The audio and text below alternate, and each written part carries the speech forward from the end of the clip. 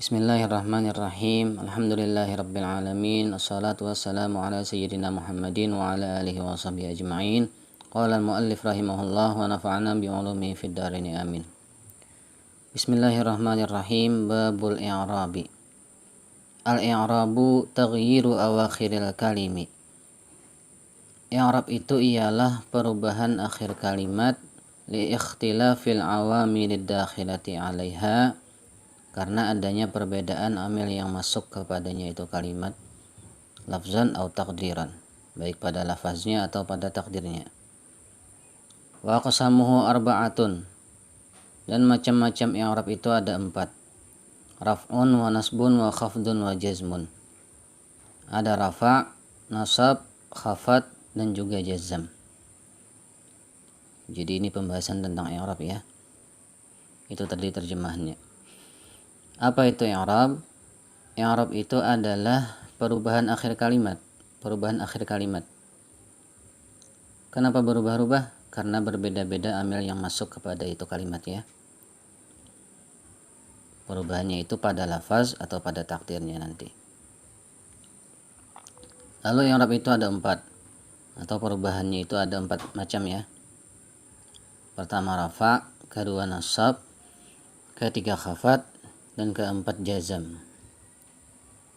Kita lihat contoh dulu ya. Di sini ada contoh lafaz Allah. Lafaz Allah itu bisa berubah-ubah akhirnya ya. Bisa Allahu, kemudian bisa juga Allaha, bisa lagi Allahi ya. Berubah-ubah tergantung kedudukannya pada susunan kalam nanti ya. Misalnya Bismillahirrahmanirrahim, atau Allahu la ilaha illa huwal hayyul qayyum, atau innallaha ma'as sabirin. Coba kita lihat lafaz Allahnya ya. Di situ lafaz Allahnya berubah-ubah. Pada contoh Bismillahirrahmanirrahim, lafaz Allahnya itu berharakat kasrah ya. Kemudian pada contoh Allahu la ilaha illa huwal hayyul qayyum, Allahnya berharakat dhammah.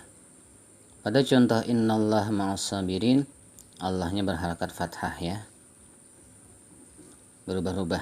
Itulah yang dinamakan i'rab gitu ya.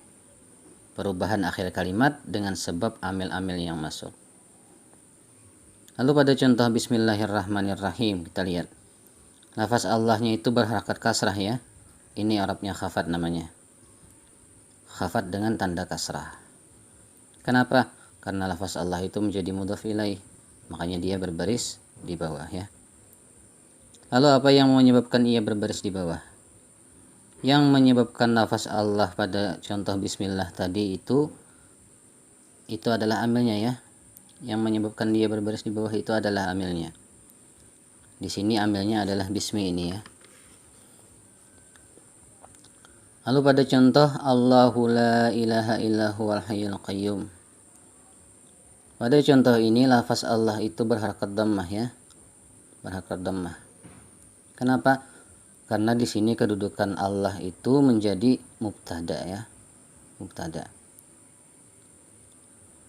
Itu i'rabnya rafa ya. Allahu di sini i'rabnya rafa. Ditandai dengan dhammah zahir, dhammah yang nampak, dhammatun zahirah. Terus amilnya mana? Kok bisa rafa? Gitu kan? Di sini amilnya tidak ada ya. Karena mubtada itu adalah isim yang rafa yang tidak didahului oleh amil, atau isim yang rafa yang tidak memerlukan amil ya. Al-ismul marfu'ul 'ari 'anil awamilil lafziyyati. Mubtada itu adalah isim yang rafa yang sunyi daripada amil-amil lafaz gitu ya.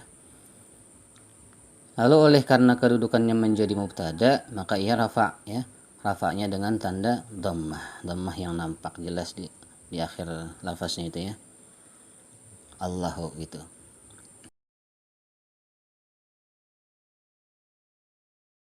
Kemudian pada contoh innallaha ma'as sabirin. Innallahnya itu. Lafaz Allahnya itu berharakat fathah ya. Itu amilnya adalah inna. Inna inilah yang membuat lafaz Allah menjadi nasab. nasabnya dengan tanda fathah ya, fathatun zahirah. Karena lafaz Allah itu adalah menjadi isim inna ya, kedudukannya menjadi isim inna. Dan isim inna itu i'rabnya nasab gitu ya. Jadi perubahannya itulah yang disebut i'rab. Siapa yang merubah? Yang merubah adalah amilnya itu ya. Kalau pada contoh bismillah tadi amilnya adalah bismi itu. Kalau pada contoh Allahu la ilaha illahu wal hayyul qayyum itu tidak ada amilnya ya. Karena itu jadi kedudukannya jadi mubtada. Sedangkan mubtada itu isim yang rafa yang sunyi daripada amil. Kemudian pada contoh innallaha ma'as sabirin yang menjadi amilnya adalah inna itu ya. Inna itulah yang membuat lafaz Allah menjadi nasab gitu ya. Contoh lain lagi. Ja'a rajulun, telah datang seorang laki-laki. Kemudian ra'aitu rajulan, melihat aku akan seorang laki-laki. Kemudian marartu birajulin, bertemu aku dengan seorang laki-laki. Lafaz rajulun itu ya. Coba kita lihat lafaz rajulun itu dulu. Ja'a rajulun, telah datang seorang laki-laki. Lafaz rajulun itu rafa ya. Rafa karena ada ja'a, karena ada amilnya. Ada ja'a. Ja'a itu adalah fi'il, kalimat fi'il yang maknanya pekerjaan ya. Dan setiap pekerjaan memerlukan orang yang melakukannya, melakukan si pelaku. Nah, pelakunya itu adalah fa'il. Siapa fa'ilnya? Rajulun itu ya. Dan fa'il itu i'rabnya rafa itu ya. Jadi alasan rajulun itu rafa karena kedudukannya menjadi fa'il dari lafaz ja'a gitu ya. Terus ra'aitu rajulan, melihat aku akan laki-laki. Rajulan di sini ya. Rajulan di sini dia kedudukannya menjadi maf'ul bih. Melihat aku akan maf'ul bih atau objeknya rajulan laki-laki. Artinya melihat aku akan laki-laki gitu ya. Maka rajulan ini ditandai dengan fathah karena i'rabnya nasab ya. Nasabnya dengan tanda fathah. Lalu mengapa nasab? Dia nasab, rajulan ini nasab karena kedudukannya menjadi maf'ul bih ya. Dan maf'ul bih itu i'rabnya nasab. Kemudian amilnya adalah ra'aitu itu. Terus lagi contoh marartu birajulin. Lafaz rajulin itu ya, marartu birajulin. Lafaz rajulin itu ditandai dengan kasrah ya. Itu adalah beri'rab khafat. Berbaris di bawah karena dimasuki huruf khafat ya. Lafaz rajulin itu berbaris di bawah. Kenapa? Karena dia dimasuki huruf khafat. Sedangkan isim yang dimasuki huruf khafat, maka dia harus berbaris di bawah atau beri'rab khafat ya. Khafatnya dengan tanda kasrah, kasratun zahirah, kasrah yang nampak. Jadi i'rab itu adalah perubahan akhir kalimat. Kenapa berubah-ubah? Karena berbeda amil-amil yang masuk padanya gitu ya. Kalau contoh ja'a rajulun, ra'aitu rajulan, marartu birajulin. Kemudian bismillahirrahmanirrahim. Allahu la ilaha illahu wal hayyul qayyum. Terus innallaha ma'as sabirin itu adalah contoh perubahan secara lafaz ya. Secara nampak terlihat perubahannya jelas. Kemudian ada lagi nanti perubahannya secara takdir ya. Sekarang kita bahas itu. Ada perubahan secara takdir atau secara perkiraan ya. Perubahannya itu tidak nampak, hanya secara perkiraan saja. Contohnya ja'al fata, ra'aitul fata, dan marartu bil fata. Itu ya. Kita lihat al fata di situ ya. Ja'al fata, ra'aitul fata, marartu bil fata. Itu tetap ya. Tidak berubah, tidak ada perubahan ya. Baik ketika i'rabnya rafa ataupun nasab ataupun khafat tetap gitu ya, tetap al fata gitu. Lalu kita lihat contoh ja'al fata itu. Al fata di situ itu i'rabnya rafa ya, karena kedudukannya menjadi fa'il. Dan fa'il beri'rab rafa. Tapi rafa di sini tidak dinampakkan ya atau tidak terlihat. Nah, inilah yang disebut tadi i'rab dengan takdir atau i'rab secara takdir ya. I'rab secara perkiraan saja. Aslinya itu al-fatayu. Ja'al fatayu gitu ya.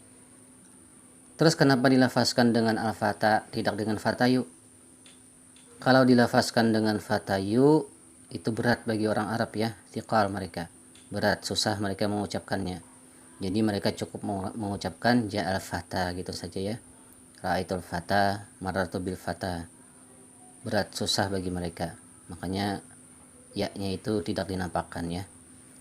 Jadi ja'al fata itu i'rabnya rafa, dengan tanda rafanya dhammatun muqaddarah ya. Dhammah secara takdir atau secara perkiraan saja. Kemudian contoh ra'aitul fata. Melihat aku akan seorang pemuda. Al-fata di sini kedudukannya menjadi maf'ul bih ya. Dan maf'ul bih beri'rab nasab. Maka al-fata di sini i'rabnya nasab. Tanda nasabnya apa? Tanda nasabnya adalah fathatun muqaddarah atau fathah secara takdir atau secara perkiraan gitu ya. Aslinya itu al-fataya. Al-fataya ini fathah ya. Tapi pada lafaz al-fata tadi tidak dinampakkan. Kenapa? Karena berat bagi orang Arab mengucapkannya ya. Maka dia ditakdirkan atau diperkirakan gitu ya. Kemudian marartu bil fata.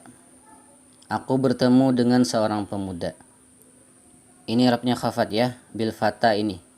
Bil fata ini yang i'rabnya khafat karena kemasukan huruf khafat.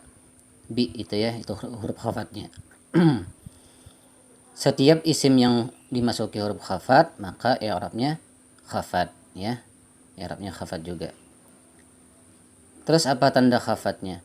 Tanda khafatnya adalah kasratun muqaddarah atau kasrah secara takdir atau secara perkiraan gitu ya. Lalu tambahan lagi di sini.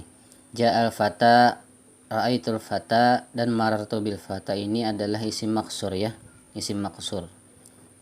Nanti ada isim maksur dan ada juga isim mangkus ya. Insyaallah akan kita bahas pada video setelah ini. Jadi di sini ja'al fata, ra'aitul fata, dan marartu bil fata itu beri'rab secara takdir ya atau secara perkiraan saja.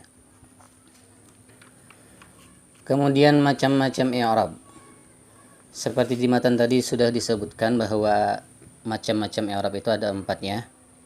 Pertama rafa, kedua nasab, ketiga khafat, dan keempat jazam. Kita contohkan ja'a zaidun. Ja'a zaidun itu ya. Zaidun itu adalah kalimat isim yang rafa. Zaidunnya itu i'rabnya rafa ya. Terus ada yaqumu zaidun. Nah, kalau yaqumu ini adalah kalimat fi'il ya, fi'il mudhari. Fi'il mudhari yang rafa. Terus zaidun di kalimat yaqumu zaidun itu adalah isim yang rafa ya. Kemudian ada nasab. Contohnya ra'aitu zaidan. Zaidan itu ya. Zaidan itu adalah kalimat isim yang nasab. Kemudian la yaquma zaidun. Kita lihat yaquma itu ya. Yaquma itu adalah kalimat fi'il mudhari. Fi'il mudhari yang nasab. Kalau zaidunnya itu adalah isim yang rafa ya. Jadi fi'ilnya nasab dan isimnya rafa. Kemudian ada khafat. Contohnya marartu bi zaidin. Zaidin ini ya. Zaidin ini adalah kalimat isim yang khafat karena dimasuki huruf khafat. Lalu contoh fi'il ya. Fi'il yang khafat. Fi'il yang khafat itu tidak ada ya. Kenapa? Karena fi'il tidak ada yang khafat gitu ya. Nanti ada penjelasannya. Kemudian contoh yang jazam.